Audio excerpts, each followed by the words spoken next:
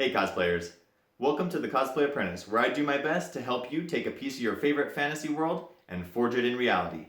I'm Skylar Osler, and in today's apprenticeship, I'll be teaching you how to forge Wonder Woman's Tiara using Polly Plastics Moldable thermoplastic and regular cooking flour. Stay tuned!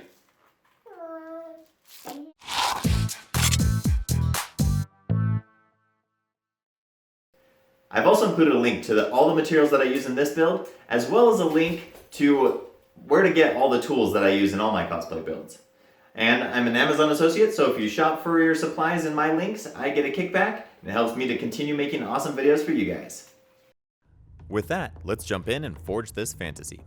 Begin by printing out your template or using the taping method I showed in previous videos to create your own. We will begin with the basic outline of the tiara. That is piece A on the template. This will become the base upon which we will build the rest. I made the template a little long to account for different head sizes, but you can cut it down to the right size later on in the tutorial. Trace piece A onto a piece of polyarmor or warbler, making sure to flip it over to make both sides symmetrical. Cut out your base layer using a pair of tin snips, and then proceed to trace and cut out pieces B and C. You'll want to cut out 4 B pieces and 2 C pieces.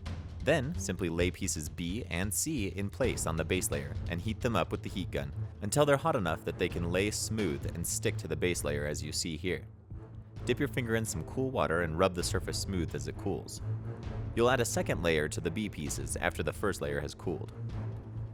Next, trace out the D piece, making sure once more to flip this one over and get both sides symmetrical, and cut it out of polyarmor and place it in place with the heat gun the same way you did with the previous pieces. Continue that same process with the E piece, and lastly, the star piece, F. Then you should have something that looks like this. You may be wondering why Wonder Woman's wonderful tiara is wanting of a woundness to wind around her head. Try saying that 10 times fast. All joking aside, we need to add some curve to this puppy. What I did was take a scrap piece of black cloth and laid the flat tiara onto the cloth and hit it with the heat gun till it started to soften. Make sure that when you're heating it that you don't stay in any one spot too long. Try to hit it all evenly. Then you can lift it up by the cloth and lay back, carefully placing it on your forehead and gently curving the sides around your head. Be careful as it is warm. The cloth will create a slight buffer, but still, be careful. Woohoo! We're getting so close! Now that you have the curve, you may want to clip the ends down to a length that you feel appropriate for your head size. You can do that with a pair of tin snips.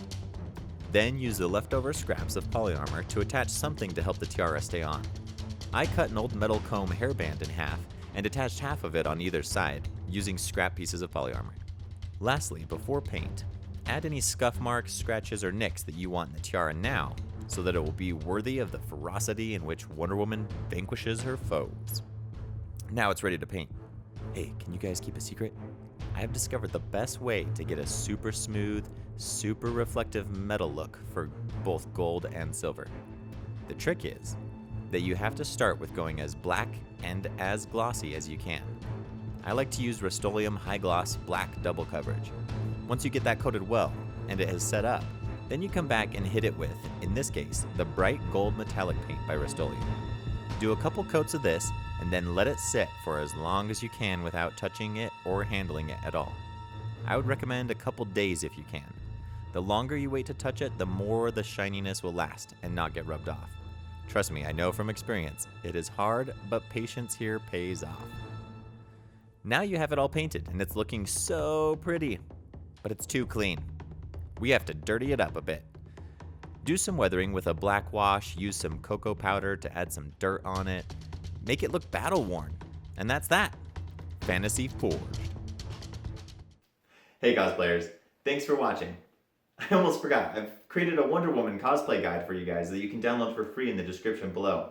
It's got a weapons breakdown, costume breakdown, poses, basically everything you need to really take on the Wonder Woman persona and cosplay the character to the max.